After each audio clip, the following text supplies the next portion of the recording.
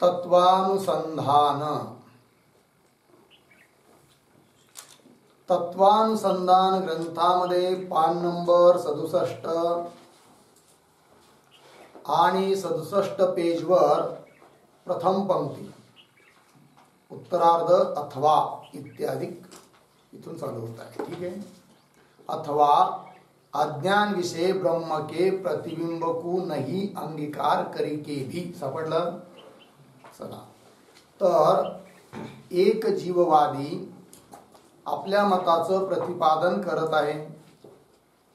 तर शंका करणाऱ्याचं खंडन करून एक जीववाद्याने सिद्ध केलं की रूपरहित रूपादी गुणांचं ज्याप्रमाणे प्रतिबिंब होतं त्याचप्रमाणे ब्रह्माचं प्रतिबिंब मानण्याकरिता काही विरोध नाही आहे, काही अडचण नाही आहे. आणि म्हणून बिंबस्थानी जो आहे तो ईश्वर आणि त्या अज्ञानामध्ये जे त्या ब्रह्माचं प्रतिबिंब चैतन्याचं प्रतिबिंब तर तो प्रतिबिंब झाला जीव असं सिद्ध झालं. आता याच्या उपर जर कदाचित तुम्हाला अज्ञानामध्ये प्रतिबिंब पडत आहे हे आम्ही म्हणतोय हे जर पटतच नसेल तर प्रतिबिंब न मानता देखील आम्ही जीव ईश्वर भावाची सिद्धी करतो असं ते म्हणत आहेत. कोण? एक जीववादी. काय म्हणतात पहा. अथवा अज्ञान विषय म्हणजे अज्ञानामध्ये ब्रह्म के प्रतिबिंब को नहीं अंगीकार करिके भी अज्ञानामध्ये ब्रह्माचं प्रतिबिंब मानलं नाही तरी देखील करे भी या प्रकार ते सो जीव ईश्वर का विभाग बनी सके है. अशा रीतीने तो जीव ईश्वराचा विभाग होऊ शकतो. कशा प्रकारे होऊ शकतो सांगतायत स्वतः ग्रंथकार एक जीववादी.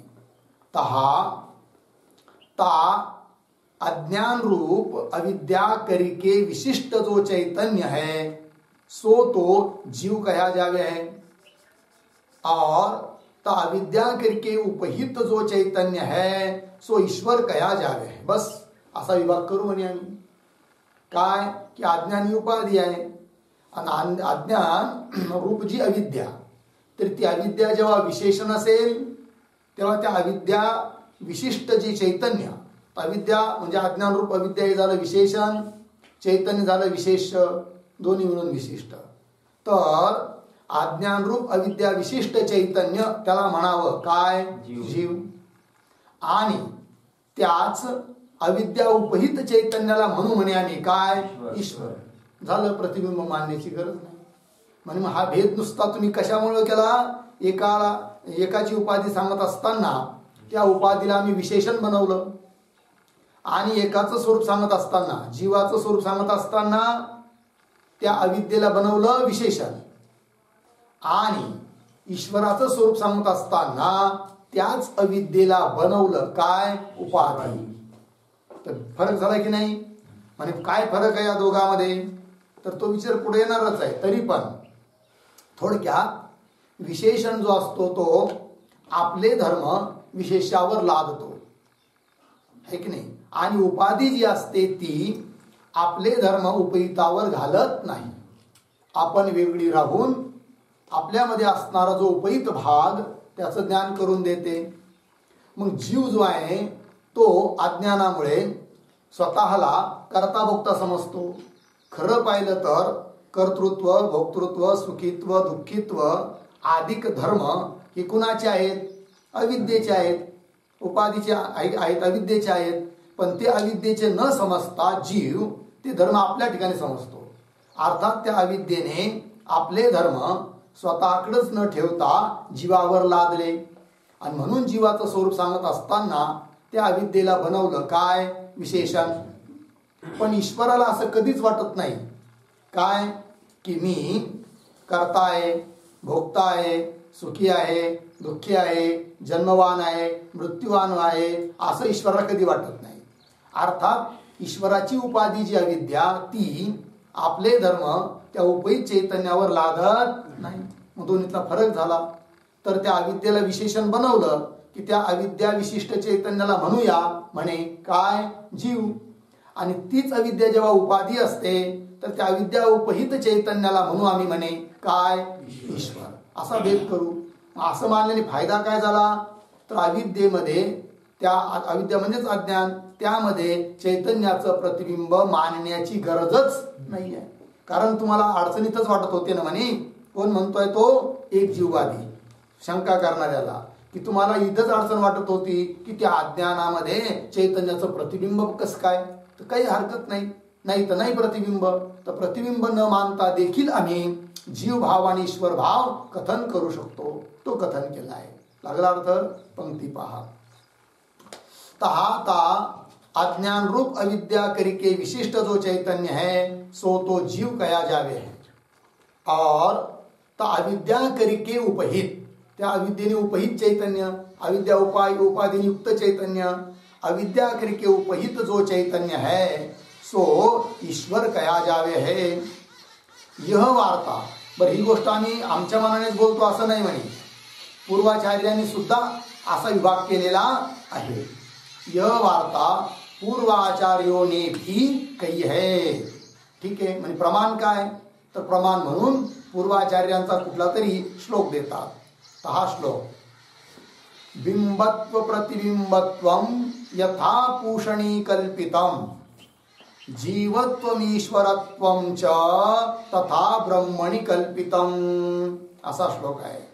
तर बिंबत्वम प्रतिबिंबत्वम यथा पूषणी कल्पितम जीवत्वम ईश्वरत्वम च तथा ब्रह्मणि कल्पितम.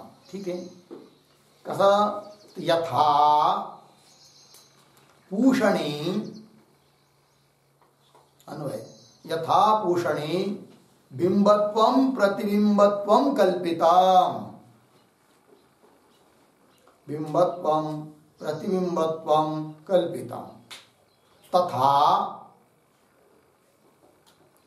ब्रह्मणि जीवत्वम च ईश्वरत्वम, जीवत्वम च ईश्वरत्वम कल्पितम.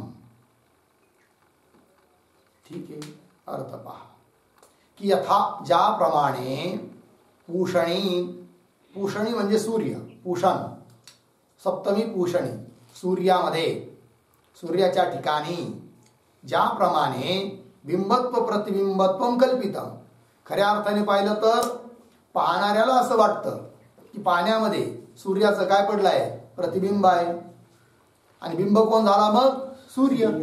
पण आपल्या दृष्टीने सूर्याला जर विचारलं की बाबा रे तू बिंब आहे बरं का, माहिती आहे की नाही तुला, मी बिंब आहे. कोण, काय म्हणताय तुम्ही, मी बिंब म्हणजे काय, त्याला काहीच माहित नाही. कुणाला, सूर्याला. त्याला मी बिंब हे सुद्धा माहित नाही आहे, तर प्रतिबिंब कुठून माहित असणार. अर्थात त्या सूर्याच्या ठिकाणी कल्पित आहे. आम्ही त्याची कल्पना केली काय सूर्य बिंब आहे आणि त्याचं प्रतिबिंब पडत आहे म्हणून.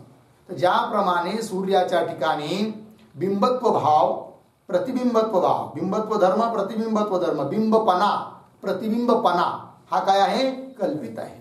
तथा त्याप्रमाणे ब्रह्मणी, ब्रह्मन शब्द आहे, ब्रह्मणी सप्तमी ब्रह्मस्वरूपाच्या ठिकाणी जीवत्वम च ईश्वरत्वम, जीवत्व म्हणजे जीवभाव, जीवपणा, ईश्वरत्व म्हणजे ईश्वरपणा, हे देखील काय आहे, कल्पित आहे. तुम्हाला वाटतं की आज मी जीव आहे आणि कोणी ईश्वर आहे, पण ब्रह्माच्या दृष्टीने विचार केला तर त्याला ही काही कल्पना सुद्धा नाही आहे की जीव भाव ईश्वर भाव आहे म्हणून. कळलं की नाही. हा चला.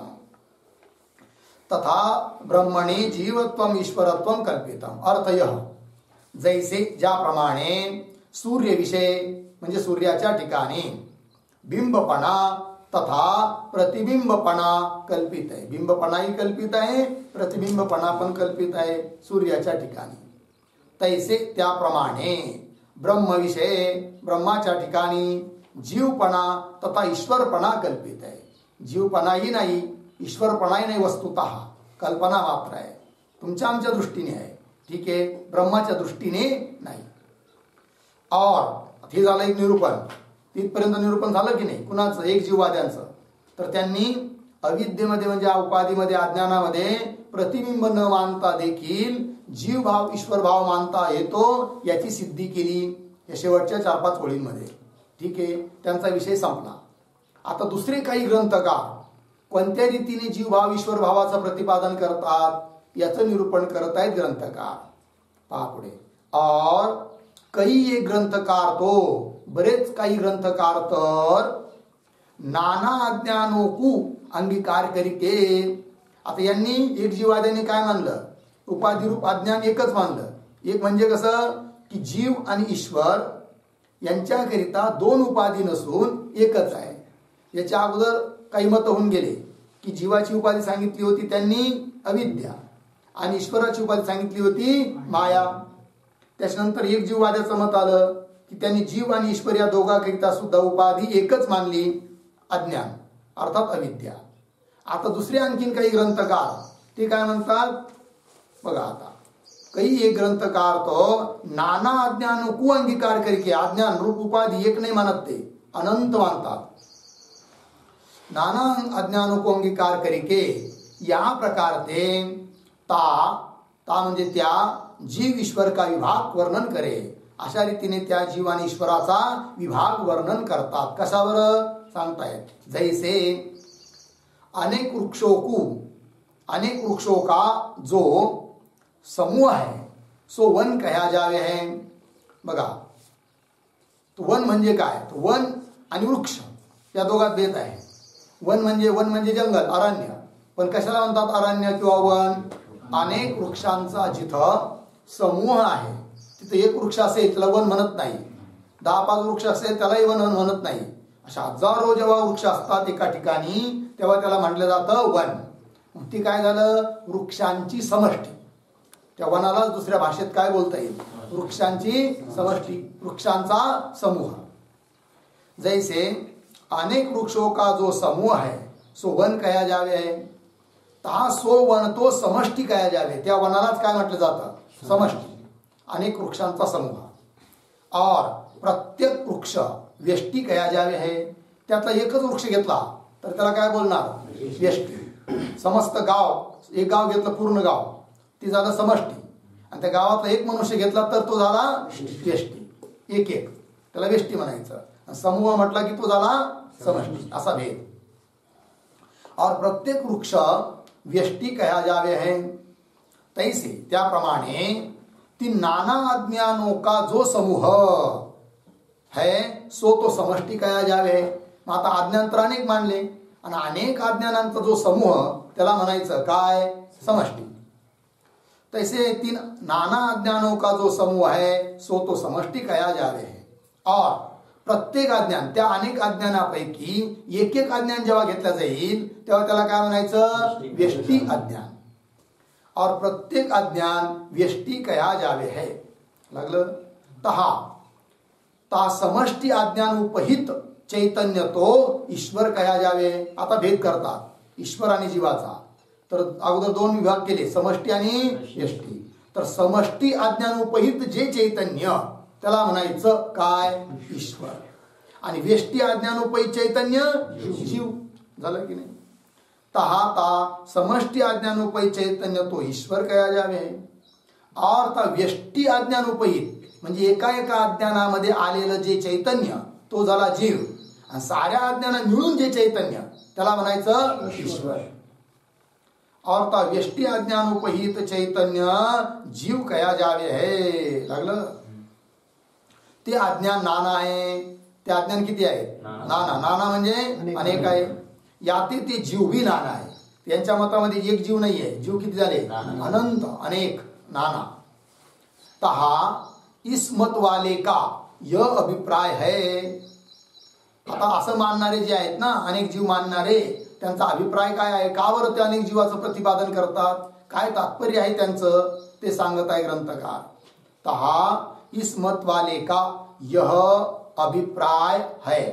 काय बरं, श्रुती स्मृती अधिक शास्त्रो विषय, श्रुती आणि स्मृती इत्यादी शास्त्रांमध्ये शुक वामदेव आदिकों का मोक्ष कथन करे आहे. बरोबर. श्रुती स्मृती अधिक शास्त्रामध्ये अनेक ठिकाणी वर्णन येतं शुकाचार्य महाराज, वामदेवजी महाराज हे मुक्त पुरुष आहेत, मोक्षाला प्राप्त झालेले आहेत. बरोबर. श्रुति स्मृति आदि शास्त्रों विषय शुक वामदेव आदि को का मोक्ष कथन करया है. और अस्मदादिक जीवों को इदानीं काल विषय संसार की प्रतीति हो गए. परंतु अस्मदादिक जीव म्हणजे तुम्ही आम्ही जीव, इदानीं काल विषय या कालात देखील आपण स्वतःला मुक्त समजतो का बद्ध समजतो? बद्ध अर्थात संसारी समजतो आहे.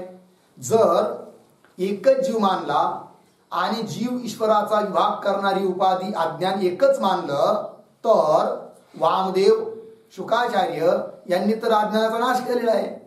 एकच अज्ञान होतं आणि ते नष्ट झालेलं आहे.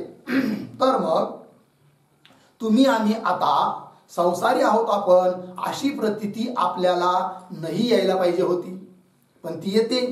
याचा अर्थ जीव ईश्वराचा विभाग करणारी उपाधी एकच अज्ञान आहे आणि एकच जीव आहे हे म्हणणं बरोबर नाही. म्हणून आम्ही जीवांची उपाधी अज्ञान अनेक मानतो आणि अनेक अज्ञानाने युक्त असे जीव सुद्धा अनेक आहे. मग त्यामध्ये जो साधना करतो अर्थात ज्ञान प्राप्त करतो तो मोक्षाला प्राप्त होतो. ज्याला ज्ञान प्राप्त होत नाही तो बंधनात आहे. सारी बंध मोक्षाची व्यवस्था लागते. म्हणून आम्ही अनेक जीव मानतो असं या ग्रंथकारांचा अभिप्राय. और अस्मदादिक जीवों को इदानीं काल विषय म्हणजे या कालामध्ये देखील संसार की प्रतीती होवे. संसाराची प्रतीती होते म्हणजे कसं की मी सुखी आहे, मी दुःखी, मी करता, जन्मवान, मृत्यूवान, हा संसार आणि हा आपल्याला आपल्या ठिकाणी प्रतीतीला येतो असा आहे. और प्रत्येक पुरुष विषय आणि प्रत्येक पुरुषाच्या ठिकाणी अज्ञान वेगवेगळ्या रूपाने अनुभवाला येतं हे सांगतात.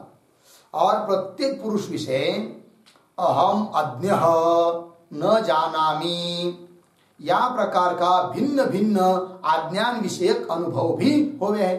प्रत्येक जीवाच्या ठिकाणी वेगवेगळ्या रूपाचा अज्ञानाविषयक काय आहे? अनुभव. त्या अनुभवाचा आकार काय? अहम अज्ञः न जानामी, मी अज्ञानी आहे, काही जाणत नाही, हे प्रत्येक जीवाला वाटतं की नाही? अर्थात अज्ञान किती झाले? अनेक. प्रत्येक पुरुष विषय म्हणजे प्रत्येक पुरुषाच्या ठिकाणी अहम अज्ञ, मी अज्ञानी आहे, न जानामी या प्रकार का भिन्न भिन्न अज्ञान विषयक अज्ञानाला विषय करणारा अनुभव भी होवे है. और म्हणजे हे झालं अनुभवरूप प्रमाण झालं कशाकरिता? अज्ञान अनेक मानण्याकरिता. ठीक आहे की नाही? मग अज्ञान अनेक का मानता तुम्ही हा प्रश्न आहे की नाही त्यांच्यावर? तर त्याचं ते उत्तर देत आहेत. तर एक तर जीव बंध मोक्षाची व्यवस्था लागण्याकरिता आम्ही अज्ञान अनेक मानून जीव अनेक मानतो, पहिली बात. दुसरी गोष्ट, मी अज्ञानी आहे असा अनुभव सर्व जीवांना येतो. याचा अर्थ अज्ञान अनेक आहेत हे अनुभवरूप दुसरं प्रमाण झालं. तिसरं प्रमाण श्रुतीचं. कशाकरिता? अज्ञान अनेक आहे हे सांगण्याकरिता श्रुतीचं प्रमाण देखील हे लोक देतात. काय प्रमाण आहे? और इंद्रो मायावी पुरुरूप ईयते. ठीक आहे ना? इंद्र अर्थात परमात्मा, मायावी बहुवचन आहे, मायेच्या द्वारे पुरुरूप बहुरूप ईयते प्रतीयते, अनेक रूपाने प्रतीतीला येतो. कोण? परमात्मा. कशाच्या माध्यमाने? मायेच्या माध्यमाने. मग त्या माया अनेक आहेत.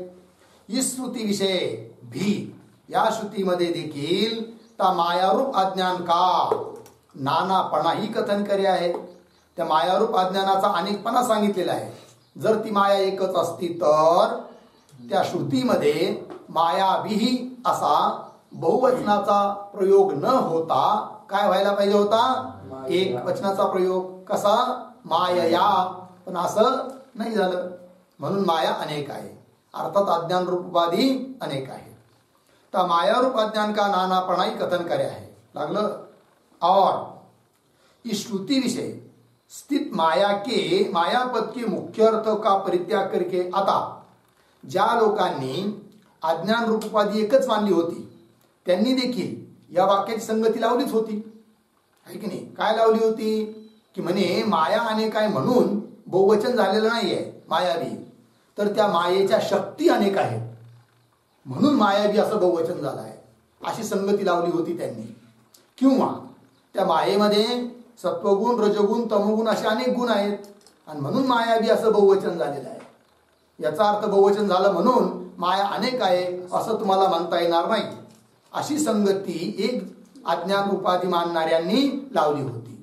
पण हे ग्रंथकार सांगतात असा अर्थ त्या श्रुतीचा करण्याकरिता काही प्रमाण नाहीये की माया शब्दाची लक्षणा करून माया शब्दाचा मुख्य अर्थ सोडून द्यायचा आणि अमुख्य अर्थ लक्षणेने घ्यायचा, गुण किंवा शक्ती, असं करण्याकरिता प्रमाण नाही. आणि म्हणून माया शब्दाचा मुख्य अर्थ घेऊन माया अनेक आहे असाच अर्थ प्रतिपादन केला पाहिजे, असं यांचं म्हणणं आहे कि जे लोग अनेक अज्ञान मानतात.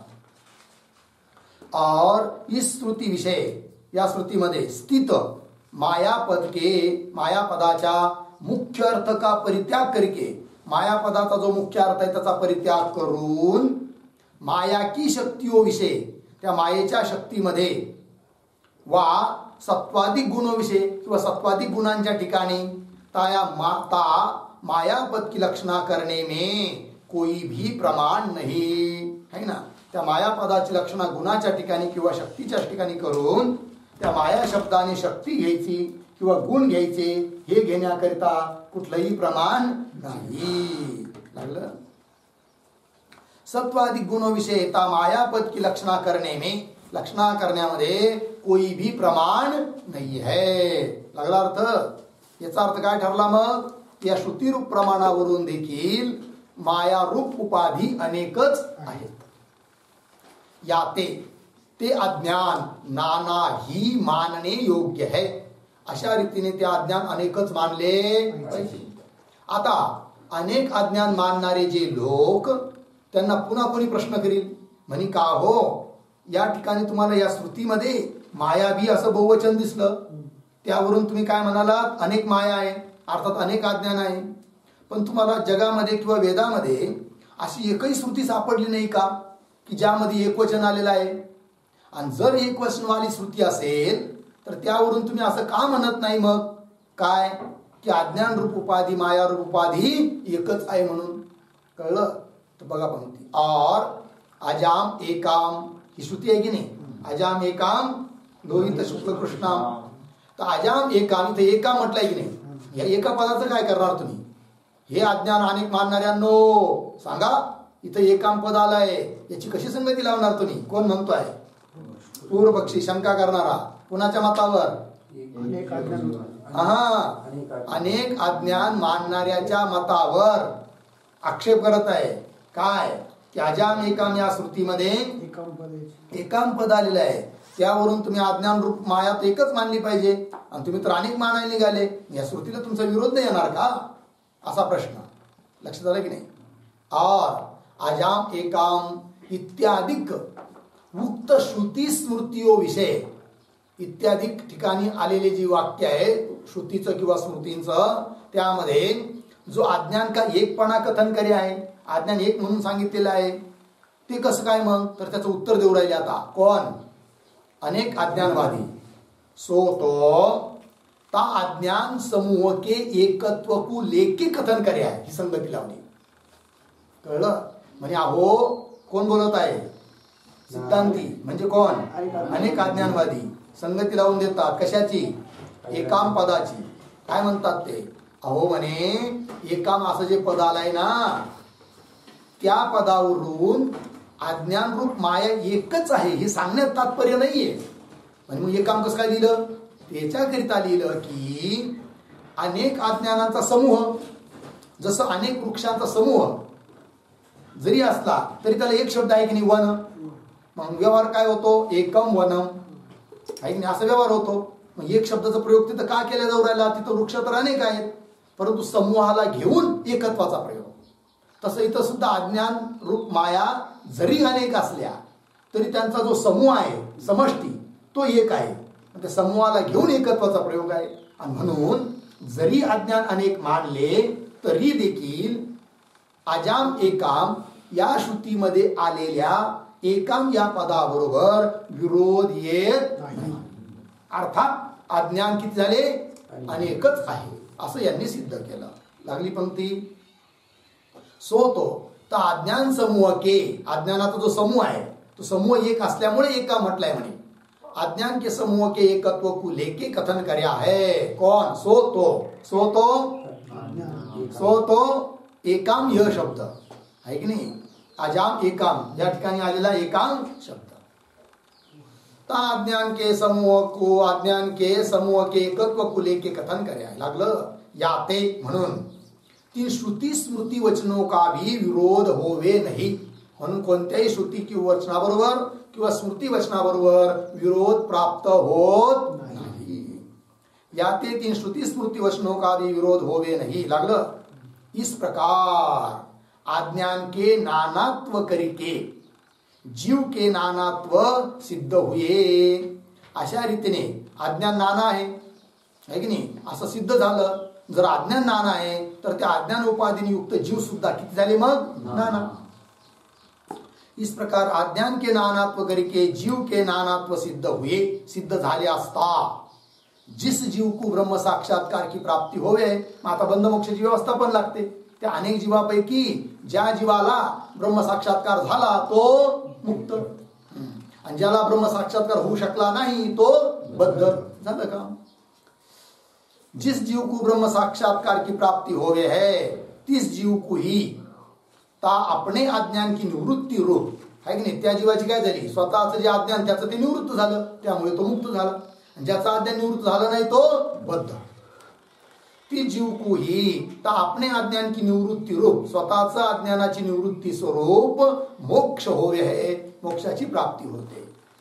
ता ब्रह्म साक्षात्कार ते रहित पुरुषो, आणि ज्या पुरुषाला ब्रह्म साक्षात्कार झालेला नाही त्यांचा अज्ञानही निवृत्त होत नाही आणि म्हणून ते बद्ध आहेत, संगतीला गती। ता ब्रह्म साक्षात्कार ते रहित पुरुषों को ता अपने अपने अज्ञान के वस्ते, आपल्या आपल्या अज्ञानामुळे संसारूप बंध ही रहे हैं, संसारूप बंधच त्यांना राहतो। इस प्रकार ते बंध मोक्ष व्यवस्था भी इस नाना जीव पक्ष विषय भली प्रकार ते संभव है।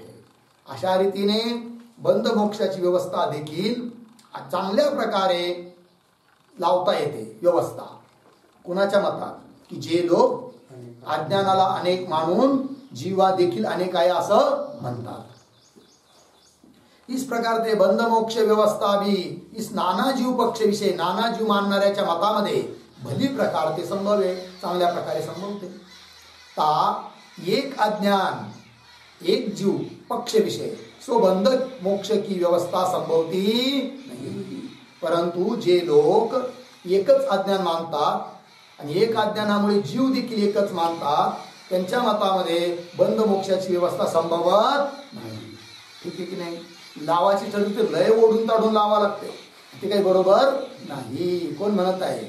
अनेक जीव त्यापेक्षा सरळ सरळ अज्ञान अनेक आहेत, जीव अनेक आहेत, सारी व्यवस्था लागते। ता एक अज्ञान एक जीव पक्ष विषय सो बंध मोक्षी की व्यवस्था संभवती नाही। लागला अर्थ? हे झालं आता अनेक जीव मानणाऱ्याचं मत। आता या मतावर देखील कोणी शंका करतात? तर शंका अज्ञान के भेद करके जो जीवों का भेद अंगीकार करोगे तो जीव जीव के प्रति प्रपंच का भी भेद ही होवेगा। पूर्व पक्षी शंका करतोय, काय म्हणतो पहा पहिल्यापासून? तो म्हणतो हे अनेक अज्ञानवाद्यांनो, हे अनेक जीव मानणाऱ्यांनो, जरा ऐका की तुमच्या मतावर दोष येईल। काय दोष येईल मग सांगा बरं? तर ते शंका करणारे दोष सांगतात। शंका अज्ञान के भेद करके, अज्ञानाचा भेद मानून जो जीवों का भेद अंगीकार करोगे, जर जीवांचा भेद तुम्ही अंगीकार करत असाल तो तर जीव जीव के प्रति है की नाही, म्हणजे प्रत्येक जीवाकरिता प्रपंच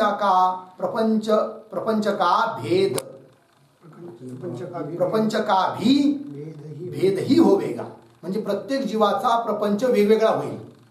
कारण तुम्ही प्रत्येकाचं अज्ञान वेगळं मानलं की नाही, ह्या जीवाचं अज्ञान त्याचा त्या अज्ञानामुळे झालेला प्रपंच वेगळा, त्या जीवाचं अज्ञान आणि त्या अज्ञानामुळे झालेला प्रपंच वेगळा है की नाही। अशा रीतीने अज्ञानाने मानले तर त्या अज्ञानाचं कार्य प्रपंच सुद्धा किती होतील? अनेक होतील असं। तो वो जीव जीव के प्रति प्रपंच का भी भेद ही होवेगा। जो कदाचित म्हणजे जर कदाचित इस अर्थ विषय, आता जो आम्ही आता अर्थ बोललो आहोत, या अर्थामध्ये तुम इष्टापत्ती करोगे. इष्टापत्ती करोगे.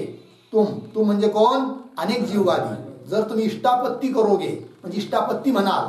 इष्टापत्ती म्हणजे आम्हाला मान्य आहे, स्वीकार आहे. काय स्वीकार आहे? की अनेक अज्ञान आहे, तर प्रत्येक अज्ञानाचा आणि प्रत्येक जीवाचा संसार अर्थात प्रपंच वेगवेगळा आहे, हे आम्हाला मान्य आहे. असं जर तुम्ही म्हणाल तर बघा मग तुम्हाला आम्ही कसं आता गोत्यात आणतो. ते कोण म्हणतो? शंका करणारा.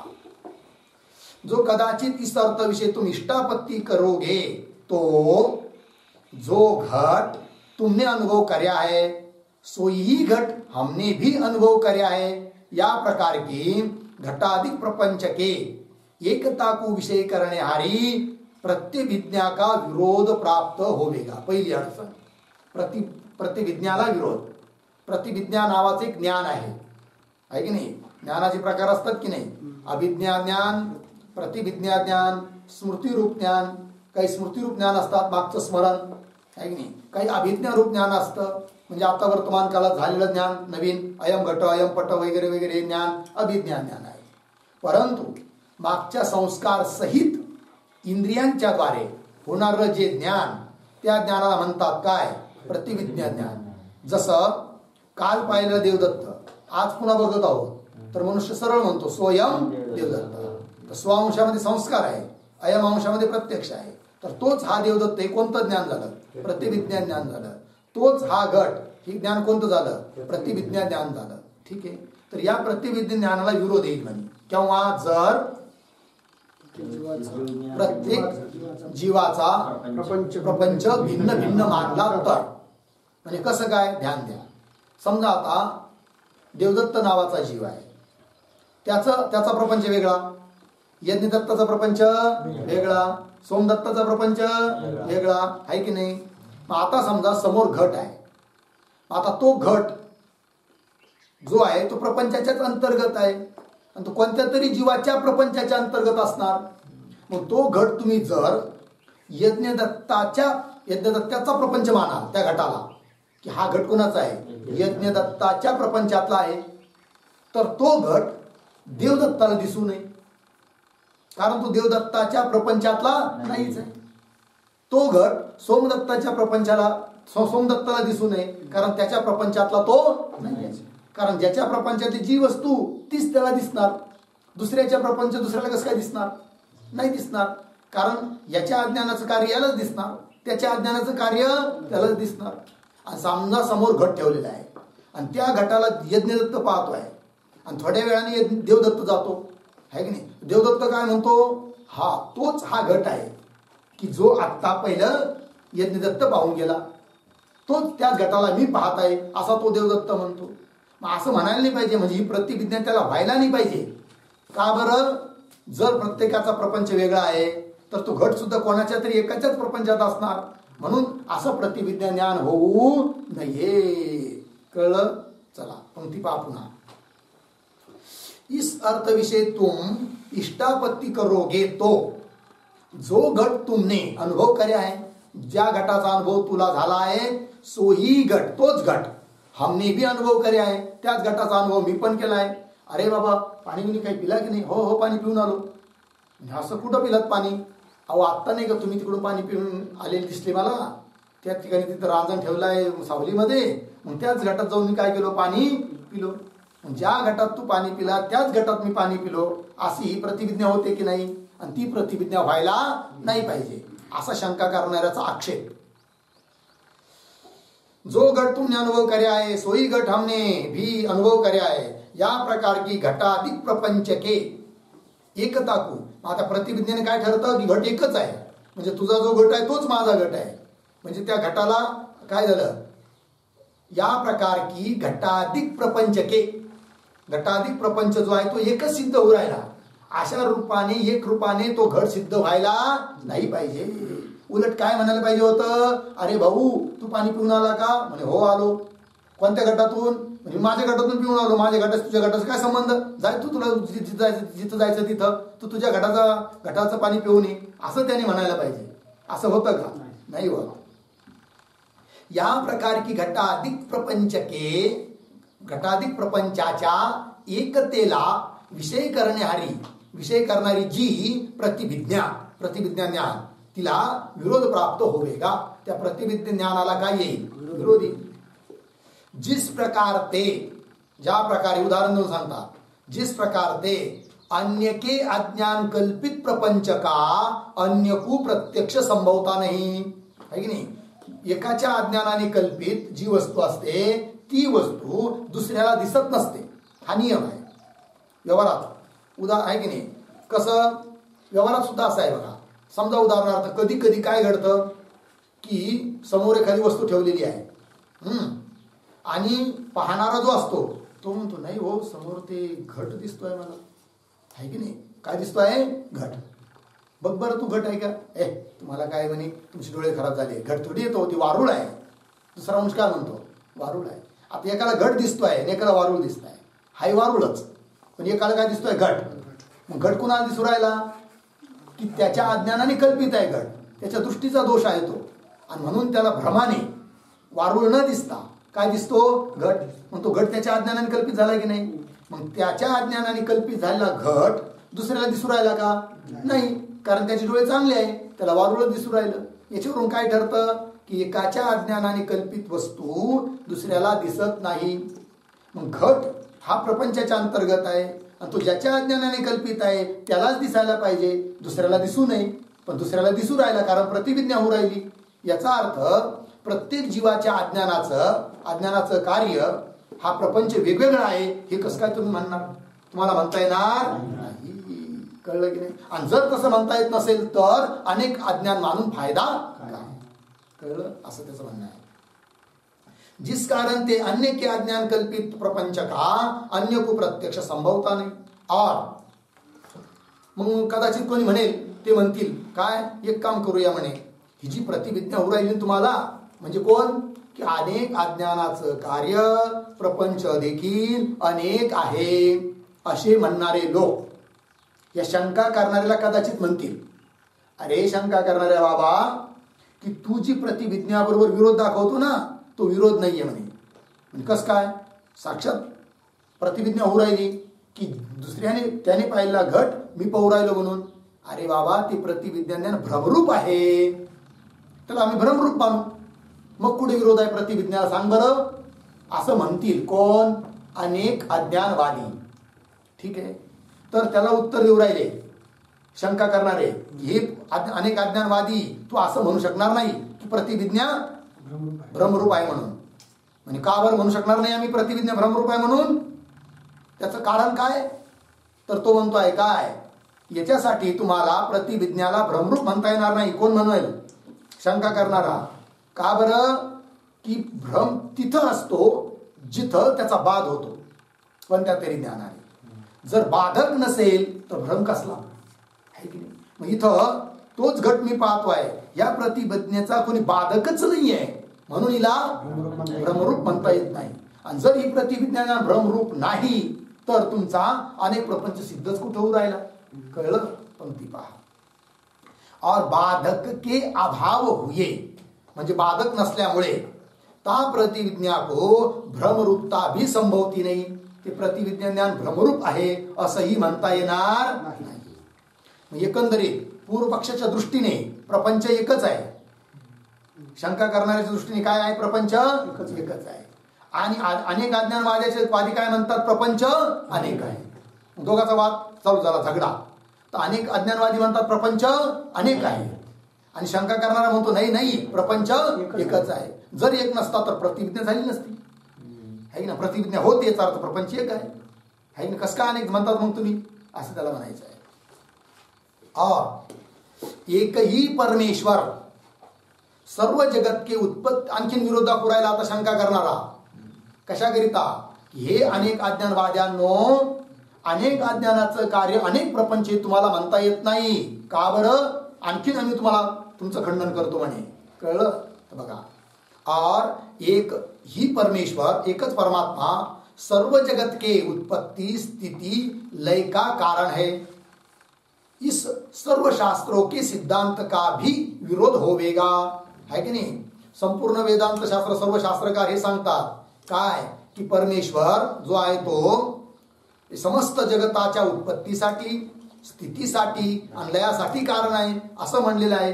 म्हणजे प्रपंचाची उत्पत्ती, स्थिती, लय या सर्वाचं कारण कोण? परमेश्वर. आणि तुम्ही काय म्हणून राहिले मग?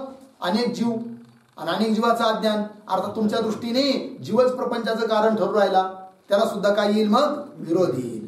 जबकि सर्व ठिकाणी ईश्वरालाच कारण म्हटलेलं आहे आणि तो ईश्वर एक आहे आणि म्हणून त्याचं कार्य प्रपंच देखील एकच. आणि तुम्ही तर अनेक प्रपंच मानायला निघाले, हे काही तुमचं म्हणणं बरोबर नाही. किंवा इस उक्त दोष के निवृत्ती करणे वास्ते जो ऐसा मानोगे. आणखीन शंकाकार म्हणताय आता हा जो दोष दिला की नाही त्या दोषाचं वारण करण्याकरिता कदाचित अनेक अज्ञानवादी असं म्हणतील म्हणे. काय म्हणतील? तो स्वतः बोलतोय शंका करणारा. किंवा इस उक्त दोष के निवृत्त करणे वास्ते, आत्तावर दिलेल्या दोषाला निवृत्त करण्याकरिता जो ऐसा मानोगे, कदाचित तुम्ही असं म्हणाल म्हणे काय की समष्टि अज्ञान उपहित चैतन्य रूप ईश्वर करिके रचा हुआ यह प्रपंच सर्व जीवों के प्रति साधारण है की नाही. तर समष्टि अज्ञान उपहित चैतन्य त्यालाच काय म्हटलंय त्यांनी? ईश्वर. कोणी? अनेक जीववाद्यांनी. ईश्वराचं स्वरूप सांगत असताना ईश्वराचं स्वरूप काय सांगितलं आहे? समष्टि अज्ञान उपहित चैतन्य. त्याला काय म्हणायचं? ईश्वर. आणि तो ईश्वर एक आहे, बरोबर. समष्टि अज्ञान उपहित चैतन्य रूप ईश्वर करिके आणि त्या ईश्वराच्या द्वारे रचित हा सारा प्रपंच तो सर्व जीवासाठी साधारण आहे, समान आहे, एकच आहे असं म्हणाल म्हणे. है की नाही? पहा पंक्ती. समष्टि अज्ञान उपहित चैतन्य रूप ईश्वर करिके रचा हुआ यह प्रपंच सर्व जीवों के प्रति साधारण है. असं जर तुम्ही म्हणाल तर तो अनिर्मोक्ष होईल. हा आरोप कोण करू राहिला? आरोप शंका करणारा. कुणाच्या मतावर? अनेक अज्ञानवादीच्या मतावर. है की नाही? कदाचित त्यांनी आता या दोषातून सुटका करून घेण्याकरिता युक्ती जर काढलीच. कोणत्या दोषातून सुटका करून घेण्याकरिता? अनेक जीवांपासून होणारा प्रपंच अनेक आहे असं म्हणत तर अनेक दोष येऊ राहिले, त्यामुळे त्याला अनेक प्रपंच म्हणता येईना. मग तो काय म्हणा आता एकच प्रपंच आहे आणि एक प्रपंच मानला मग प्रतिविज्ञाला विरोध येत नाही, कारण ईश्वर रचित प्रपंच आहे. त्या जीवाला दिसू राहिला, ह्या जीवाला दिसू राहिला, सर्व जीवासाठी साधारण आहे तो, प्रतिविज्ञाला विरोध येणार नाही. कळलं की नाही?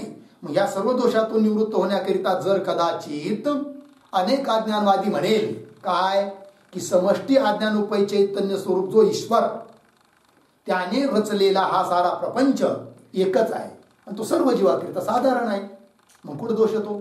आहे की नाही? प्रतिविज्ञाला विरोध वगैरे दोष येत नाही. तर त्याला पूर्वपक्षी बोलतोय आता शंका करणारा, ठीक आहे म्हणे प्रतिविज्ञाला विरोध येणार नाही, पण दुसरा दोष तुमच्या गळ्यात येऊन पडेल. कोणता? अनिर्मोक्ष होईल. अर्थात मोक्षाची सिद्धी होणार नाही हा दोष येईल म्हणे. आता कसं काय सांगतोय तो स्वतः शंका करणारा. तर अनिर्मोक्ष होवेगा म्हणजे मोक्षाचा अभाव होईल. अर्थात किसी भी जीव का मोक्ष नहीं होवेगा. कोणत्या जीवाला मोक्ष प्राप्त होणार नाही. सो दिखावे. कसं काय प्राप्त होणार नाही जीवाला मोक्ष? तो स्वतः दाखवतो. सो दिखावे है. तहा निर्गुण ब्रह्म भाव की प्राप्ति का नाम मोक्ष है. मोक्ष मोक्ष म्हणजे काय? निर्गुण ब्रह्म भावाची प्राप्ती म्हणजेच मोक्ष आहे. और नाना अज्ञान पक्ष विषय, आता अज्ञान तर अनेक आहेत, नाना अज्ञान पक्ष विषय एक जीव के तत्वज्ञान करके, एका जीवाने ज्ञान प्राप्त केलं, तत्वज्ञान प्राप्त केलं तर त्याचा अज्ञान निवृत्त होईल. मग त्या एका जीवाच्या ज्ञानाने त्याचं स्वतःचं अज्ञान निवृत्त होईल का साऱ्यांचं अज्ञान निवृत्त होईल? स्वतःच एकट्याचं अज्ञान निवृत्त होईल. ज्याला ज्ञान झालं त्याचं अज्ञान निवृत्त होईल. मग जरी त्याने आपलं अज्ञान निवृत्त केलं तरी बाकीच्या अज्ञानाने युक्त ते चैतन्य राहीलच ना. मग निर्गुण निरुपाधिक चैतन्याची सिद्धीच कुठं होणार? आणि जर निरुपाधिक निर्गुण चैतन्याची सिद्धीच होणार नाही, अशा ब्रह्माची सिद्धीच होणार नाही आणि त्यालाच मोक्ष म्हणतात, तर मोक्षाची प्राप्ती कुठून होणार? अर्थात मोक्ष मिळणार नाही. केव्हा? जर नाना अज्ञान मानले आहे की नाही, तर मोक्षाची सुद्धा सिद्धी होणार नाही. भलेच तुम्ही प्रपंच एक मानून, त्या ईश्वराच्या द्वारे रचित प्रपंचाला एक मानून बाकीचे दोष आता तुमच्याकडे तुम्ही येऊ देणार नाहीत, पण मोक्ष सिद्ध होणार नाही अनेक अज्ञान मानल्यामुळे. हे त्याला म्हणायचं आहे शंका करणाऱ्याला. और हाँ दिखावे हे झालं ना. हा कुठं सो याते सो निर्गुण ब्रह्म की प्राप्ति रूप मोक्ष किसी भी जीव को नहीं होवेगा. हेच का त्याच्या पुढचा किंवा सिद्धांती विषय नाही वरून घ्या. एक 68 वर शेवटची ओळ वाचूया. और नाना अज्ञान विषय एक जीव के तत्वज्ञान करके सापडलं का. नाना अज्ञानवादीच्या मतामध्ये एक जीव के तत्वज्ञान करके एका जीवाने तत्वज्ञान प्राप्त केलं आहे तर त्याच्याद्वारे एक अज्ञान के निवृत्त हुए भी एकच अज्ञान निवृत्त होईल ना हुए भी तीन सर्व अज्ञानों की निवृत्ती होवेगी नहीं. बाकीच्या अज्ञानाची निवृत्ती होणार नाही. और तीन अज्ञानों की विद्यमान हुए. जरी स्वतःचं अज्ञान निवृत्त झालं तरी बाकीच्यांचं अज्ञान विद्यमान आहे जिवंत आहे. आणि ते असताना और तीन अज्ञानों के विद्यमान हुए ईश्वर का तथा जगत का भी बाध होवेगा नाही. त्यामुळे ईश्वराचाही बाध होणार नाही आहे की नाही. भलं तुमचं अज्ञान राहिलं नाही पण त्यांच्या अज्ञानाने ईश्वर तर आहेच ना आहे की नाही. आणि जगत पण आहेच त्याचाही बाध होणार नाही. मग जीव पण आहे की नाही. ईश्वर पण आहे जगत पण आहे बाकीचे अज्ञान पण विद्यमान आहे. आणि असं सारं विद्यमान असेल तर निर्गुण ब्रह्माची प्राप्ती रूप मोक्ष कसं काय मिळेल. अर्थात मिळणार नाही. मोक्षाचा असंभव. तीन अज्ञानों के विद्यमान हुए अर्धविराम ईश्वर का अर्धविराम तथा जगत का भी बाध होवेगा नहीं. ईश्वराचा आणि जगताचा देखील बाध होणार नाही.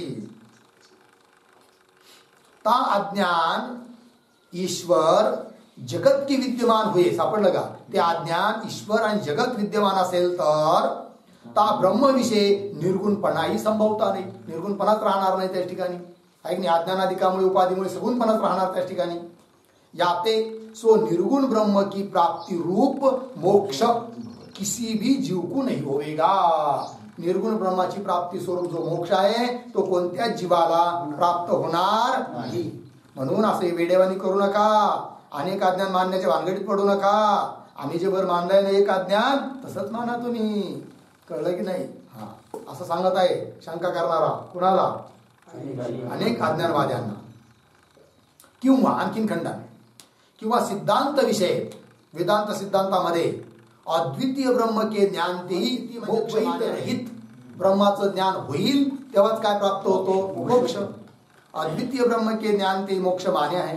सो अद्वितीय ब्रह्म का ज्ञान ता नाना जीव पक्ष विषय संभवता नाही. पण नाना जीव मानणारे नाना अज्ञान मानणारे जे लोक आहे त्यांच्या मतामध्ये अद्वितीय ब्रह्माचं ज्ञानच सिद्ध होणार नाही. अर्थात मोक्ष सिद्ध होणार नाही. सो अद्वितीय ब्रह्म का ज्ञान ता नाना जीव पक्ष विषय संभवता नहीं. जिस कारण ते का बरं जिस कारण ते ता अज्ञान काल विषय भी ता मुक्त पुरुष ते भिन्न दुसरे जीव. समजा एखाद्याने तत्वज्ञान प्राप्त करून आपलं अज्ञान निवृत्त केलं तरी देखील बाकीच्यांचं अज्ञान आहे बाकींचे जीव आहे सर्व गोष्टी विद्यमान आहे की नाही. आणि मग सर्व गोष्टी दुसरा जीव आहे ईश्वर आहे ब्रह्म आहे मग अज्ञान आहे. मग द्वैत झालं का द्वैतच झालं. आणि अद्वितीय ब्रह्माची प्राप्ती म्हणजे मोक्ष आहे. तर अद्वित ब्रह्म सिद्ध होणार नाही केव्हा जर अनेक अज्ञान मानले. जिस कारण ते ता लागले की नाही. जिस कारण ते ता ज्ञान काल विषय ता ज्ञान काल विषय म्हणजे ज्या जीवाला ज्ञान झालं आहे त्या जीवाच्या ज्ञान कालामध्ये देखील ता मुक्त पुरुष ते भिन्न त्या मुक्त पुरुषाला सोडून बाकी दुसरे जीव विद्यमान आहे. तथा ईश्वर तथा अज्ञान तथा जगत विद्यमानही आहे. आणि एवढे सारे विद्यमान असताना ब्रह्म अद्वितीय असं म्हणता येईल का नाही. तीनों करके म्हणजे एवढे सारे विद्यमान असेल तर त्यांच्या माध्यमाने सो ब्रह्म सद्वितीय ही है म्हणजे द्वैताने युक्तच आहे अद्वितीय नाही. या कारण ते भी या कारणामुळे देखील किसी जीव का मोक्ष नहीं होवेगा. कोणत्या जीवाचा मोक्ष सिद्ध होणार नाही. झालं. आणि मोक्षाचा प्रसंग आणून दिला त्यांच्या मतावर. किंवा आणखीन दोष किंवा श्रुती स्मृती रूप शास्त्र की प्रमाणता ते जो कदाचित जिसी किसी प्रकार करी के ज्ञानते मोक्ष की प्राप्ति का प्रतिपादन भी करोगे तो भी. ठीक आहे जी. बघा आता शंका करणारा म्हणतोय कदाचित तुम्ही अनेक जीववादी श्रुती प्रमाणावरून स्मृती प्रमाणावरून येन के शास्त्र प्रमाणावरून येन केन प्रकाराने कदाचित तुम्ही मोक्षाची सिद्धी करण्याचा प्रयत्न केला तरी देखील तुमच्या मतावर आणखीन दोष येतात. कसं काय पहा. किंवा श्रुती स्मृती रूप शास्त्र की प्रमाण ताते त्या प्रमाणावरून जो म्हणजे जर कदाचित जिस किसी प्रकार करके येन केन प्रकाराने ज्ञानते मोक्ष की प्राप्ति का ज्ञानाने मोक्ष प्राप्ति होते त्या प्राप्ति का उपादन भी करोगे कदाचित तुम्ही प्रतिपादन कराल भी तो भी तरी पण सगुण ब्रह्म की प्राप्ति ही मोक्ष रूप सिद्ध होगी. तरी पण तुम्हाला मोक्ष मानावा लागेल. कसा. सगुण ब्रह्माची प्राप्ती मोक्ष मानावा लागेल. निर्गुण ब्रह्माची प्राप्ती मोक्ष म्हणता येणार नाही कारण निर्गुण ब्रह्म सिद्धच होणार नाही. परंतु असं मानणं अनिष्ट आहे कारण असं कोणी वेदांतामध्ये म्हटलेलंच नाही आहे. सगुण ब्रह्माची प्राप्ती म्हणजे मोक्ष असं नाही आहे. मग बघा आता सगुण ब्रह्म की प्राप्ति ही मोक्ष रूप सिद्ध होवेगी. निर्गुण ब्रह्म की प्राप्ति को मोक्ष रूपता सिद्ध नाही होवेगी. निर्गुण ब्रह्माच्या प्राप्तीला मोक्ष म्हणावं असं सिद्ध होणार नाही. सिद्ध नाही होवेगी. सो अत्यंत अनिष्ट आहे. परंतु तसं मानणं काय आहे अत्यंत अनिष्ट आहे हानिकारक आहे असं कोणीच म्हटलेलं नाही आहे. कारण सगुण ब्रह्म म्हणजे काय अनित्य वस्तू कारण उपाधीने युक्त आहे आणि अनित्य वस्तूला प्राप्त करण्यामध्ये काही पुरुषार्थ नसतो.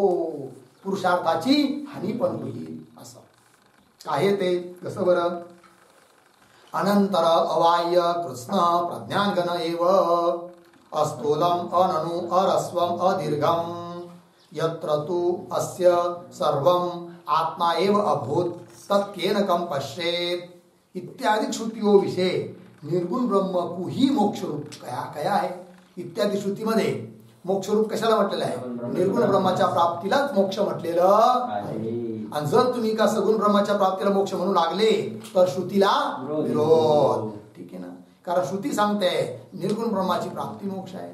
कसं ते ब्रह्म निर्गुण ब्रह्म श्रुती सांगते अनंतर अबाह्य जे आत नाही बाहेर नाही कृष्ण संपूर्ण प्रज्ञान घन एव केवळ एकमात्र अखंड एक रस ज्ञान स्वरूपच आहे की नाही. अर्थात निर्गुण आहे. पुन्हा कसं आहे ते अस्थूलम स्थूल नाही अननु अनु पण नाही अननु अरस्वम रस्व नाही आखूड नाही अदीर्घम दीर्घ लांबलचक पण नाही आहे की नाही. असं ते ब्रह्म आहे. अर्थात कोणत्याच गुणाने युक्त नाही आहे. अर्थात निर्गुण आहे. मग ते निर्गुण ब्रह्माच्या प्राप्तीलाच मोक्ष सांगितला आहे श्रुतीने. आणि तुम्ही तर म्हणायला निघाले काय सगुण ब्रह्माच्या प्राप्तीला मोक्ष म्हणायला निघाले. अर्थात तुमचं काय होईल बुद्धिवांछा करे पुरुष का मूल भी नष्ट हुआ अशी तुम्हाला प्राप्ती होईल. आहे की नाही. एक जीव मानणाऱ्यावर दोष येतात म्हणून अनेक जीव मानायला निघाले आणि सारेच दोष गळ्यात घेऊन बसले अशी तुम्हाला प्राप्ती होईल. म्हणून असं काही वेड्यासारखं करू नका. काय अनेक अज्ञान मानू नका अनेक जीव मानू नका.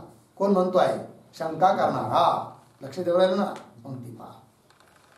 श्रुती सांगते यत्र तो अस्य सर्वम आत्मा एव अभूत ज्याला ज्या अवस्थेमध्ये सर्व ठिकाणी आत्माच दिसू लागला आत्म्याचीच प्रतीती येऊ लागली निर्गुण ब्रह्मच दिसू लागलं आहे नाही अनुभवात येऊ लागलं तत् असा जो पुरुष केन कम पश्येत कुणाच्या द्वारे कुणाला पाहिजे बरं. अर्थात कोणीच नाही निर्गुण ब्रह्म शिल्लक राहतं असं श्रुती सांगू राहिली.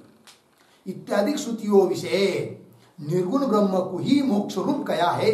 निर्गुण ब्रह्माला काय म्हटलेलं आहे तीन सर्व श्रुतियों का विरोध होवेगा.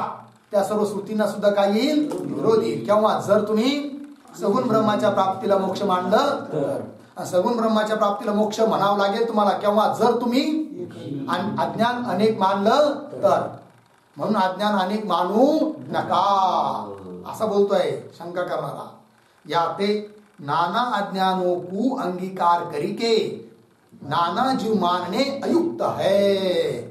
म्हणून एकंदरीत नाना अज्ञान मानायचे आणि नाना अज्ञानामुळे अनेक जीव मानायचे हे काही म्हणणं युक्तियुक्त नाही उचित नाही समीचीन नाही चुकीचं आहे अनुचित आहे असं शंकाकार बोलला. ठीक आहे जी. असे अनेक आरोप केले कोणी पूर्वपक्षाने. कोणत्या मतावर अनेक अज्ञान मानून अनेक जीव मानणाऱ्याच्या मतावर. ठीक आहे. आता ते लोक काय करतात, ते बी काही कमी थोडी आहे. मग त्या या साऱ्या आक्षेपाचं काय करणार, खंडन करणार आणि अनेक अज्ञान आणि अनेक जीव याची सिद्धी करून देणार. तेच पुढे आलं आहे समाधान. पण आता ते अनेक जीववादी अनेक अज्ञानवादी कसं कसं समाधान करतात, पूर्व पक्षाचं खंडन कसं कसं करतात, त्याचा विचार आपण करूया. ओम पूर्णमदः पूर्णमिदं पूर्णात् पूर्णमुदच्यते पूर्णस्य पूर्णमादाय पूर्णमेवा